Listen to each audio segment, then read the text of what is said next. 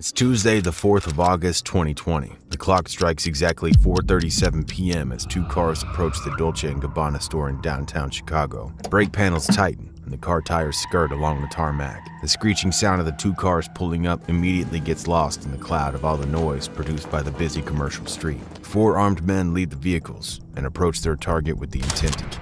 FBG Duck, who had just left the designer clothing store, finds himself in the scope of four masked hitmen, and he is caught completely off guard. In the heat of the moment, he tries pulling out a pistol of his own in an attempt to defend himself. Fortunately, the firearm Duck was carrying jams and is of no use. At that very moment, the fate of Duck's life was no longer in his hands. Hot shells hit the pavement, and Duck's body helplessly falls down. Just a few hours later, FBG Duck is pronounced dead in the hospital.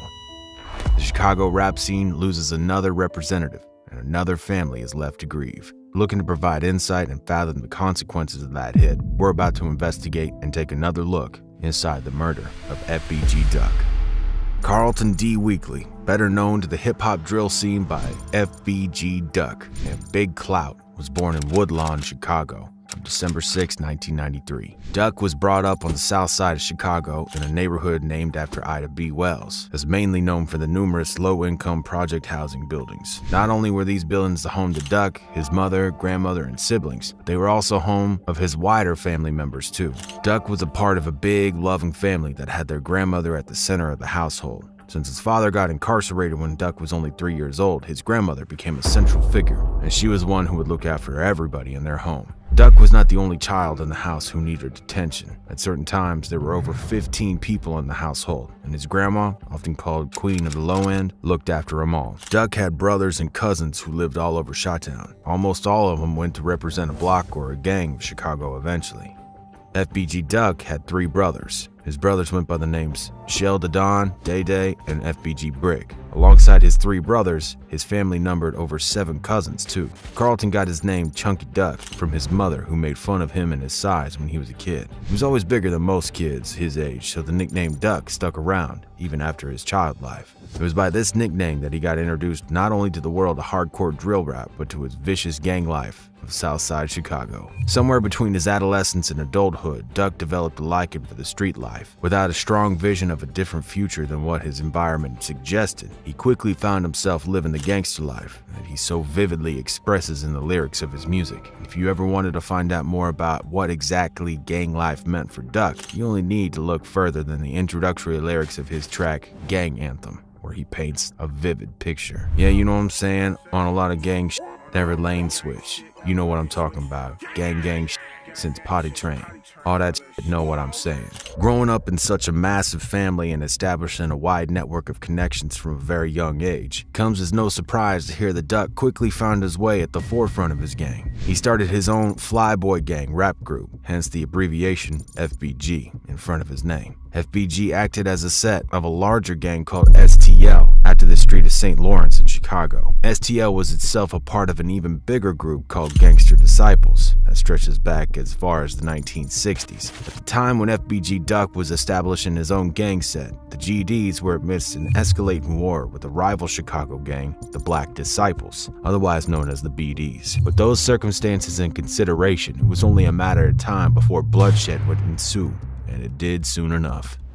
Duck's first steps toward the gang culture were met with indescribable loss that left nothing but deep scars. The turning point for FBG Duck's personal life and the event horizon of the blazing gang war between the BDs and the GDs was the death of Duck's close 15-year-old friend, Shondell Gregory Jr., also known as Tuka. On the 12th of January 2011, Tuka and two of his buddies were waiting for a bus on the 600 block of East 63rd Street when a car pulled up next to the stop. The man behind the wheel, as well as two other passengers, were members of the Ty You're My Brother, aka TYMB, a known BD gang fraction. They went by the names of TYMB Cortez, TYMB Courtney, and TYMB Manny. Having seen Tuka from the car, they decided to pull up. You see, not only was Tuka a member of one of the rival gangs, he was also mocked at a time for recent passing of Ty, aka 065YM, a fellow gang member of theirs. In the car right next to the bus stop, Cortez asked Tuka when the next bus was coming. When Tuka glanced at his watch, the other gang members who were in the car shot at him multiple times.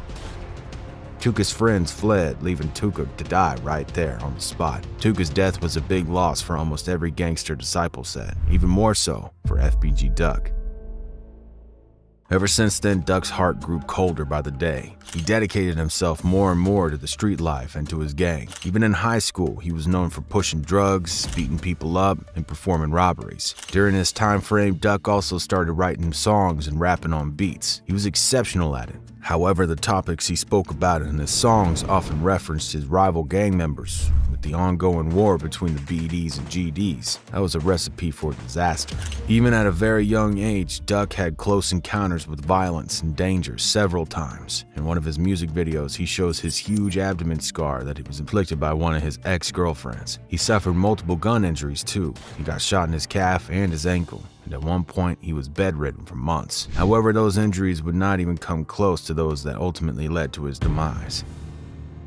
He disrespected Odie Perry and a number of other deceased gang members from the opposing Chicago gang by making diss tracks. FBG Duck carried a target on his back for a very long time. It was only a matter of time before something more severe would come his way, and Duck knew that. That is why he moved differently and he exactly where to go and how to act. But all this opposition needed was one mistake, and unfortunately for Duck and the entire STL gang, they got it.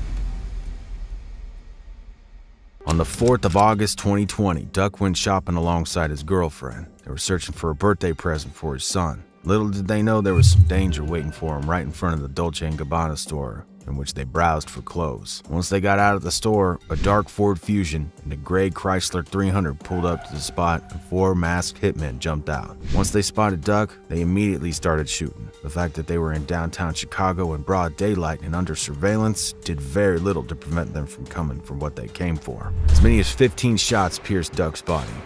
He was not the only one who got hit. His girlfriend suffered gunshot wounds too. However, she made it out alive. Duck's body simply couldn't take the wounds, and he died a little after he got shot.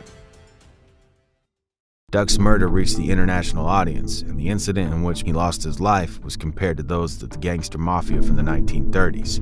The early news coverage described the Chicago shooting of Duck quite poorly, and there was a lot of inaccurate information in regards to what actually took place. The people responsible for snatching Duck's life ran free for over a year. Somehow, they managed to move without being spotted, and the police did a very bad job of finding the ones who were behind the hit. To top it all off, the guys who did it bragged openly, even on social media, about how they smoked Duck. Duck's grieving mother, Lashina Weekly, fought the hardest she could in order to bring justice to daylight. In the end, it paid off. There were 5 Chicago street gang operatives that were slammed for violating the RICO indictment and the murder of FBG Duck. They were all O-Block members, and they went by the names of Charles C. Murder Liggins, Kenneth Kenny Mac Robinson, Carlos Los Munna, Christopher C. Thing Thomas, and Marcus Muop Smart. These people who were behind the hit were brought to justice, and Duck's family members got at least some sort of relief. Those who followed the entire life story of FBG Duck reminded everybody of just how sad and horrible the reality of some of these people have to go through on a daily basis really is.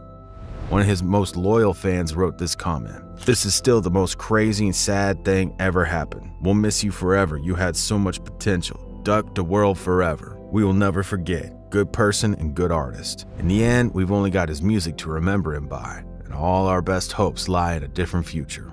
One free of gang violence and senseless bloodshed. Thanks for watching.